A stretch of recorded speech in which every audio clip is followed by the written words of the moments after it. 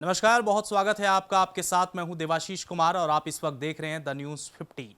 देखिए, लगातार चुनावी कवरेज हम आपके सामने ला रहे हैं और लगातार बिहार में मौसम जो है अब वो पूरी तरह से चुनावी रंग में रंग चुका है। बेगूसराय में इस वक्त हम तमाम प्रत्याशियों से आपकी मुलाकात कराएंगे, लेकिन पहले बात कर लें तो डिप्टी प्रत्याशी इस वक्त अनीता देवी हमारे साथ है, जो 3 बार से वार्ड पार्षद भी रह चुकी हैं। सबसे पहले तो मैडम बहुत स्वागत है आपका हमारे इस चैनल में। जी धन्यवाद। ये बताइए कि डिप्टी मेयर पद के लिए आप इस वक्त लड़ रही हैं, चुनाव मौसम आ चुका है, आप मैदान में उतर चुकी हैं। सबसे पहले तो क्या लगता है, चुनौती बेगूसराय में दिख रहा है आपको या फिर आप दूसरों को चुनौती दे रही हैं? ऐसी बात नहीं है, ये पूर्व से भी मैं पार्षद रह चुकी हूँ, चुनाव लड़ी हूँ। चुनाव छोटा हो या बड़ा हो, चुनाव चुनाव होता है। हम सबसे पहले सरकार को धन्यवाद देना चाहते हैं कि हम नारियों पर उन्होंने विश्वास किया है और बेगूसराय के मेयर और उप मेयर दोनों सीट जो है महिलाओं को दिया गया है। और दूसरी बात है कि ये जनता निर्णय करेगी कि इस गद्दी पर कौन बैठेंगे।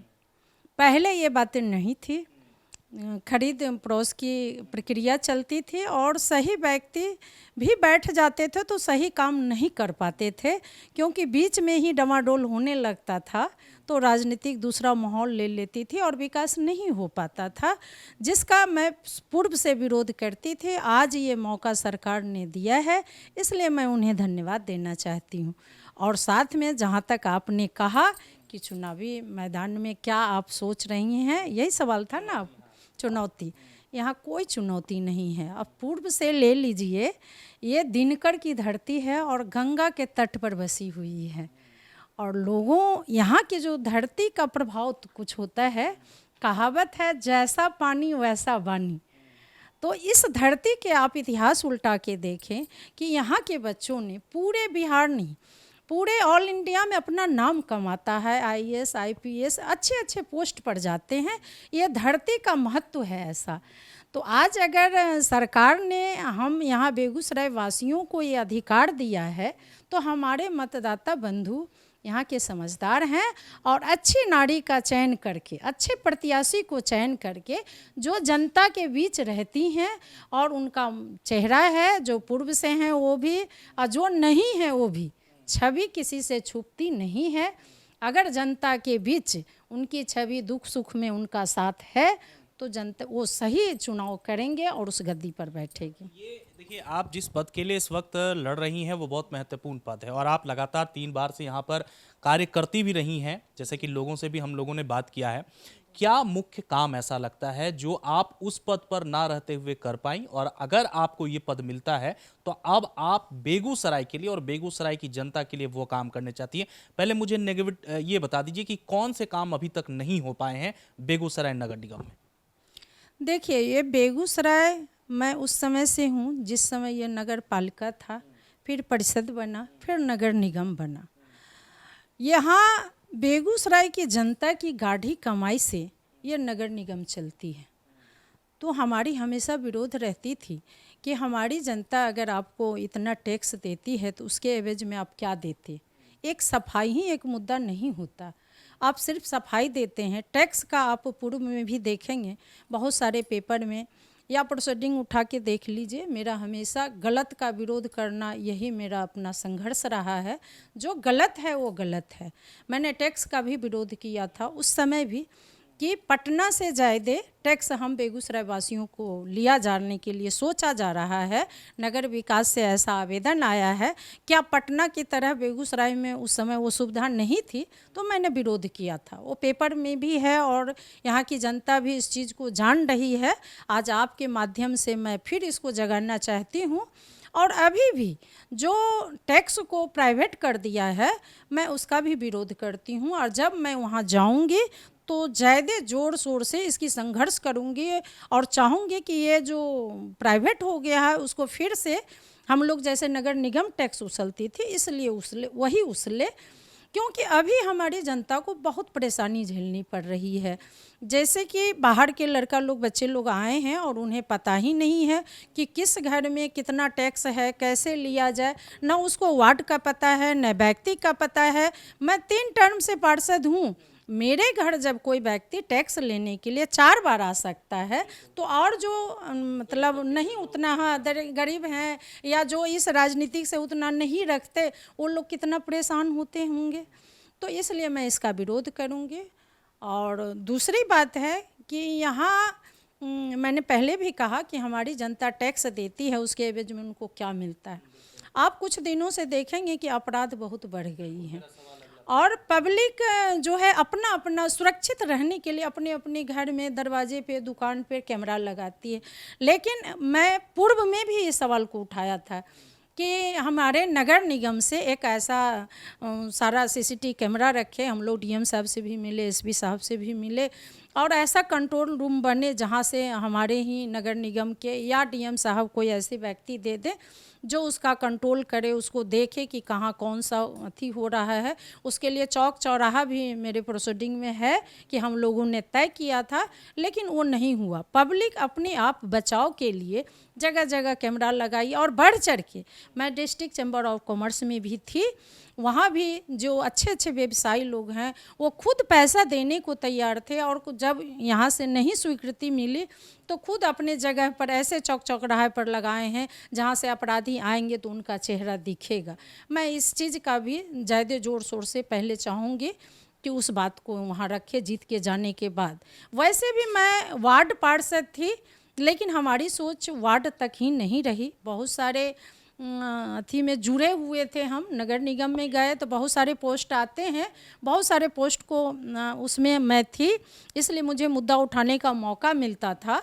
तो हम चाहेंगे कि जो गलत है वो गलत है, उसका बेगूसराय जिस एरिया की बात कर रहे हैं, नीचे तबका का एरिया आता है, जल जमाव की स्थिति बहुत महत्वपूर्ण होती है। कई बार व्यापारी जो हैं सड़कों पर उतरते ही मांग को लेकर के कि भाई हमारी दुकानों में पानी चला जाता है, हम लोग ये हो जाते हैं, तो उसको लेकर के आपने क्या रोड मैप तैयार किया है? क्या उन लोगों के लिए कुछ सहायता मिलेगी क्या व्यवसायी प्रकोष्ठ के लिए?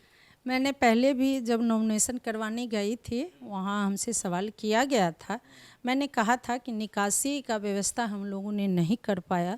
पूर्व में जब मैं आई यहाँ पे नगर निगम में, तो नगर परिषद और नगर निगम में उतना फंड हम लोगों को नहीं मिलता था। जब नगर निगम बना तो कुछ फंड की बढ़ोतरी हुई, पैसा आने लगा, और उसमें था कि गंडक में पानी, उसका मैप भी तैयार किया गया। बहुत सारे इंजीनियर को हम लोगों ने बुलाया था, बैठक किया था।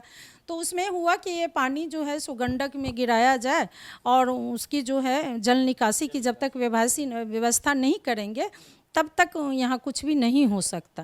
वैसे जल जमाव और पटना जैसे राजधानी में ले लीजिए, उसकी भी समस्या वहाँ है, जबकि वहाँ राजधानी है वो, तो उतना तो होते ही रहता है। लेकिन जब हमारी निकासी गंडक में चली जाएगी जल की, तो हमको लगता है कि स्वतः बेगूसराय में जल जमाव नहीं होगा। जीत के लिए मैडम कितना आश्वस्त हैं? क्या लग रहा है? रोड पर निकल रहे हैं, सड़कों पर निकल रहे हैं, लोगों से मिल रहे हैं, क्या रिस्पॉन्स मिल रहा है आप? मैंने पहले भी कहा और अभी भी कह रही हूँ, जनता का भरपूर सहयोग और आशीर्वाद मुझे मिल रहा है। मैं एक भाषण में भी बोली थी कि मैं यहाँ की बहू हूँ और मिथिला की बेटी, लेकिन कभी मुझे ऐसा नहीं लगा कि मैं एक बहू बन के चुनाव लड़ रही हूँ। यहाँ के जनता ने जो मुझे प्यार, स्नेह, आशीर्वाद दिया, मैं उसके लिए इनका आभारी हूँ। और कभी मैंने सोचा भी नहीं था कि मैं बेगूसराय के मेन शहर की पार्षद बनूंगी और जनता का सेवा कर पाऊंगी, ये मुझे उम्मीद भी नहीं था। इसलिए मैं अभी नहीं भी बनी हूँ, फिर भी अपने बेगूसराय वासियों को मैं प्रणाम करती हूँ, उन्हें कहती हूँ कि इसी तरह आप आशीर्वाद बनाए रखें, अच्छे प्रत्याशी की चयन करें, ताकि उस बेगूसराय को तकदीर बदलने में उसकी अहम भूमिका हो।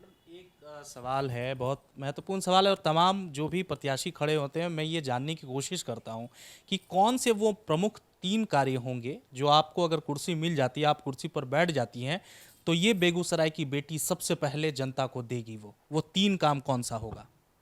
सबसे पहला काम होगा कि अपराध को रोकना, जो मैंने कहा कि सीसीटीवी कैमरा हम लगाएंगे। दूसरा कार्य मेरा होगा जल निकासी का। तीसरा काम मेरा होगा कि ये बेगूसराय का धरती, जो मैंने पहले भी कहा कि यहाँ के बच्चे बहुत, एक धरती का प्रभाव है कि आईएएस बनते हैं, बहुत बड़े बड़े पोस्ट पर जाते हैं, तो नगर निगम में अभी तक ऐसा कोई व्यवस्था नहीं है। दूसरे जगह के आदमी उन्हें सम्मानित करते हैं, या बहुत सारे वार्ड में या वैसे बुद्धिजीवी हैं जो उस बच्चे को बुला करके सम्मानित करते हैं, कुछ पुरस्कार देते हैं ताकि उसका मनोबल आगे बढ़ा रहे। तो हमारा कहना ये भी होगा, मैं जब उस चेयर पर जाऊंगी तो उनके लिए एक अलग से बजट बने और उस बजट में वैसे विद्यार्थी को, वैसे बच्चे को हम लोग सम्मानित नगर निगम की ओर से करें ताकि उसका मनोबल और बढ़ते रहे। ये 3 काम मेरा सबसे महत्वपूर्ण है, एक अपराध रोकना, दूसरा जल निकासी और तीसरा बच्चे को उत्साह को बढ़ाना। और अंत में चलते चलते बेगूसराय की जनता जो देख रही है इस वक्त, आपको जो सुन रही हो या कभी भी सुनेगी, उनसे आप क्या अपील करना चाहेंगे? हम उनसे एक ही अपील करना चाहते हैं कि आपके हाथ में सरकार ने ये गद्दी का प्रभार दिया है और आप हमेशा से आज़ादी के समय में भी अपने सीने पर गोली खा करके पूरे बिहार को आपने बेगूसराय का नाम रोशन किया है। आप बुद्धिजीवी हैं, आप अभिभावक हैं, प्यारे बच्चे जो इस देश के और बेगूसराय के भविष्य हैं, उनसे भी मैं आग्रह करना चाहूँगी और यहाँ की नारी शक्ति को भी कि सरकार ने मुझे ये मौका दिया है तो आप ऐसे प्रत्याशी को चयन करें जो आपके बेगूसराय को तकदीर को बदल दे और इस बेगूसराय का नाम नंबर 1 पर लावे, वैसे प्रत्याशी को चयन करें। ये पहला मौका शुरुआत है और शुरुआत में ही देखना चाहिए कि उस चेयर पर बैठने लायक कौन सी नारी है, उस नारी को जगाइए। ऐसे नारी को हम भगवान ने ही ऐसा आशीर्वाद दिया है, दुर्गा, लक्ष्मी, सरस्वती सारा परिवार पूर्व से आते जा रहा है और भगवान ने वो शक्ति हम नारी को दिया है कि जिस चेयर पर बैठते हैं उसका मान रखना, उसका हर उस चीज़ को आगे बढ़ाना, ये हम लोगों के रग रग में, नस नस में भरा हुआ है। तो नारी शक्ति इस बार कितना % वोट से मतलब और कितने प्रतिशत लग रहा है कि जीत दर्ज कर जाएंगी? आधा तो सरकार ने दिया, आप देखेंगे कि आधा से ज़्यादा हम आएंगे। पूर्व के समय में मैं 2 छतरानी थी वहाँ बोर्ड में, जो आधा तो सरकार के द्वारा चयन होके आती थी और 2 छतरानी हम लोग सामान्य सीट से जाके जीत के आते थे। तो वोट में जब बात होती थी, कोई चीज़ के लिए संघर्ष होता था, मैं वहाँ भी आवाज़ उठाती थी कि देखिए हम नारियों का जनसंख्या ज़्यादा है, हम जो नारी सोचते हैं वही करते हैं। मैं आपके माध्यम से एक अपने दोहा अपने हाँ बेगूसराय वासी को सुनाना चाहती हूँ, अपने अभिभावक प्यारे बच्चे को कहना चाहती हूँ कि आपने अगर हम नारियों पर विश्वास किया है तो हम खड़े उतर के दिखाएंगे।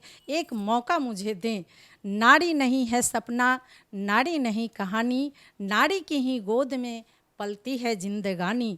घर घर की ये बेटियाँ सिंदूर बनकर चमके और ज़रूरत पड़ी तो चूड़ियाँ तलवार बनकर खनके।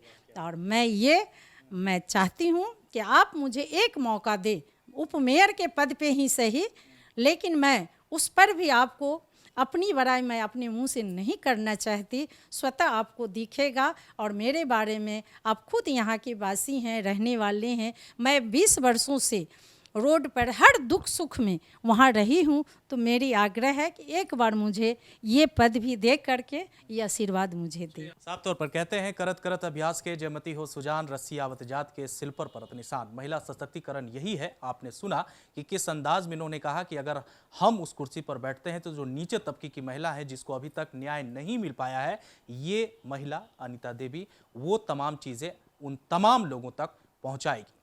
वीडियो अगर अच्छा लगा हो तो जरूर से जरूर लाइक करें, सब्सक्राइब करें। खबर को देखने के लिए आप हमारे वेबसाइट पे भी जा सकते हैं। फिलहाल के लिए बस इतना ही। अपने सहयोगी गोविंद के साथ मैं देवाशीष कुमार, द न्यूज़ 15 बेगूसराय।